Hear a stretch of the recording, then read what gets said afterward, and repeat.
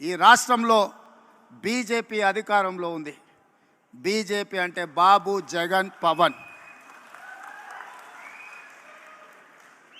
ఈ రాష్ట్రంలో ప్రతిపక్షం లేదు. ఈ రాష్ట్రంలో ఉన్నది మొత్తం పాలక పక్షమే. బాబు గారు మోడీ పక్షమే, జగన్ గారు మోడీ పక్షమే, పవన్ గారు మోడీ పక్షమే. మరి అంతా పాలక పక్షమైనప్పుడు ప్రతిపక్ష పాత్ర ప్రజా సమస్యల మీద మాట్లాడాలి, నిలదీయాలి, కొట్లాడాలి అని అంటే ఒక నాయకులు కావాలి. ఆ నాయకురాలే వైఎస్ షర్మిల. ఈ ఆంధ్రప్రదేశ్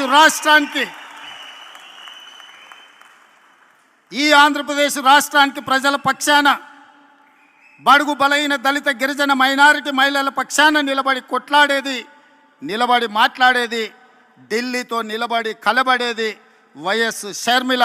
షర్మిల గారి నాయకత్వంలో మీరు పనిచేయండి.